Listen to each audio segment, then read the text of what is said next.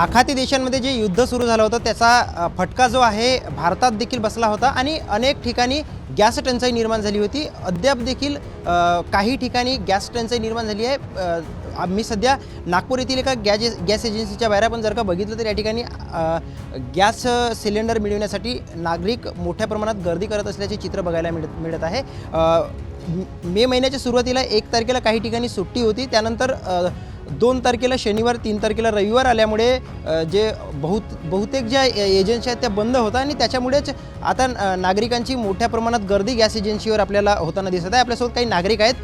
दादा, कधीपासून तुम्ही गॅस सिलेंडरची बुकिंग केली आहे? आणि मी आता मागच्या 6 तारखेला नंबर लावला आणि 23 तारखेला मला OTP आलेला आहे याच्यावरती।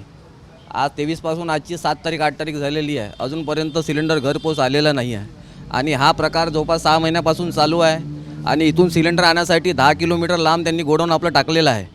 त्याच्यासाठी येण्या जाण्यामध्ये हा एवढा त्रास होऊन राहिलेला आहे आणि जे काही जे चार्जेस घेऊन राहिले सिलेंडरचे, जे याच्यामध्ये कमी घ्यायला पाहिजे ते पण तिथं कमी घेतल्या जात नाही आहे, उलट त्याच्यापेक्षा जास्त पैसे द्यायला लागून राहिलेले आहे। किती दिवस झाले तुम्हाला सिलेंडर नाही मिळाला? आता जवळपास मला 15 दिवस झालेला आहे, म्हणजे मी जवळपास 1.5 महिना झाला असं बुकिंग करून गेलेलो अजूनपर्यंत ते सिलेंडर घरी आलेलं नाही आहे। मागणी म्हणजे आता की यांनी रेग्युलर करायला पाहिजे ना, यांच्याकडे स्टॉक नसेल तर स्टॉक बोलवायला पाहिजे, पण या कस्टमरला किती त्याच्यामध्ये हमाली होऊन राहिलेले, इथून 10 किलोमीटर जाणे सिलेंडर आणणे, हा प्रकार आता जवळपास 6 महिन्यापासून चालू आहे।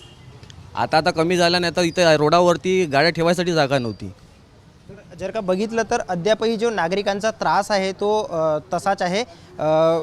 गेल्या 15 दिवसांपासून बुकिंग करून देखील सिलेंडर मिळाला नाही अशी प्रतिक्रिया या ठिकाणी येथील काही जे ग्राहक आहेत त्यांनी दिलेली आहे। देवेंद्र रहांगडाले, ABP माझा, नागपूर। ABP माझा, उघडा डोळे बघा नीट।